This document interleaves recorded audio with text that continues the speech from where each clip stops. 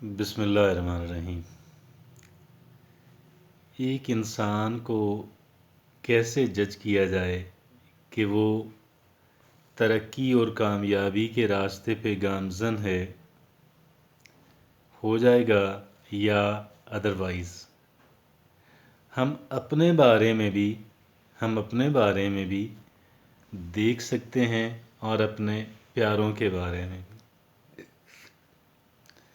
کہ ہمارے اندر کتنا دم ہے ترقی، خوشحالی، کامیابی، مقاصد کا حصول، اس کے لیے ایک بات کو دیکھیں اور دھیان سے دیکھیں کہ کسی انسان کے اندر سیکھنے کی کتنی تڑپ ہے، کتنی جستجو ہے، کتنی کوشش ایک انسان کرتا ہے سیکھنے کے لیے۔ کیا سیکھنا ہے؟ what to learn، وہ چیزیں کہ جو زندگی میں کام آ سکتی ہیں، وہ چیزیں کہ جن کا فائدہ پہنچ سکتا ہے، وہ چیزیں کہ جو ایک انسان کو درست انداز کے اندر، پازیٹیو انداز کے اندر ترقی کرنا سکھاتی ہیں، آگے لے کر جاتی ہیں۔ اصولاً درست انداز پہ، اخلاقاً درست انداز پہ، اپنے کام کے ذریعے، اپنی محنت کے ذریعے، اپنی دلچسپی کے ذریعے، اپنے مسلسل کام کے ذریعے آگے بڑھنے کا عمل جو ہے، سیکھنے کا عمل جو ہے، سیکھنا، لرن کرنا، ٹریننگ لینا، آپ یقین کیجئے گا کہ یہ ونرز کا شیوا ہے۔ آپ محض ایک خواہش کے ذریعے سے انسان آگے نہیں بڑھ سکتا۔ محض خواہش کے ذریعے سے، اگرچہ خواہش پہلی چیز ہے، آگے بڑھنے کی خواہش، ترقی کرنے کی خواہش پہلی چیز ہے،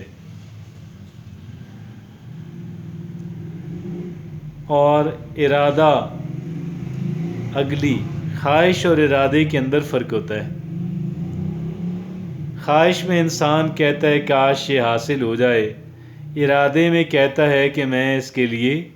سرگرداں ہو جاؤں گا، میں اس کی کوشش کروں گا، اور مجھے اس کی جو قیمت ادا کرنی پڑی اس کے لیے بھی میں آمادہ اور تیار نظر آؤں گا۔ اور ارادہ، خواہش، اور خواہش کے بعد پھر ارادہ، اور ارادے کے بعد پھر ایک کوشش۔ اور جب ہم کوشش کی طرف جاتے ہیں تو پہلا کام ہمیں یہ کرنا ہوتا ہے کہ ہمیں سیکھنا ہوتا ہے۔ کیا کرنا ہوتا ہے؟ سیکھنا ہوتا ہے، لرن کرنا ہوتا ہے۔ اور سیکھنا کیا ہے؟ وہ تمام تر چیزیں کہ جو ایک انسان کے کام آ سکیں، جو ایک انسان کو فائدہ پہنچا سکیں، جو ایک انسان کے لیے مفید، مددگار اور معاون ثابت ہوں، وہ تمام تر چیزیں ہمیں، اور پرائورٹی وائز جو ہے، ہمیں پھر جو چیزیں ہمیں ان میں سے میسر ہیں، جن چیزوں کو ہم سیکھ سکتے ہیں، اور جن چیزوں کو سیکھنا جو ہے وہ ہماری اولین ترجیح ہونی چاہیے، ہماری پہلی کوشش ہونی چاہیے، ایسی چیزوں کو سیکھنا جو ہے ایک انسان کے اندر جو ہے تڑپ جو ہوتی ہے، جن لوگوں سے سیکھا جا سکتا ہے ان لوگوں کی عزت اور اکرام جو ہے، اسی لیے جو اچھے معاشرے ہیں وہاں پہ استاد اور ٹیچر کا جو احترام ہے وہ بہت زیادہ ہوتا ہے، اور دیگر تمام تر شعبوں کی نسبت ٹیچر کو بہت زیادہ عزت اور وقار ملتی ہے، اگرچہ وہ ٹیچر بھی وہ ہوتا ہے کہ جو محض اپنی دولت کمانے کے چکر میں نہ رہے، بلکہ وہ پڑھانے کے چکر میں اور سکھانے کے اندر بے پناہ انٹرسٹ رکھتا ہو، اور پھر کوئی اضافی آمدنی کا طلبگار بھی نہ ہو، اور وہ اصل استاد تو وہی ہے، لیکن آج ہمارا جو موضوع گفتگو ہے وہ تو یہ ہے کہ ایک انسان کو اگر ترقی کرنی ہے، اگر ایک انسان کو خوشحالی حاصل کرنی ہے، اگر ایک انسان کو دنیا کے اندر، معاشرے کے اندر ایک مقام بنانا ہے، تو اس کا طریقہ کار جو ہے وہ بہرحال یہی ہے کہ ہمیں سیکھنے کی طرف توجہ دینی ہے، ہمیں سیکھنے کے اندر محنت کرنی ہے۔ اور یہ نظریہ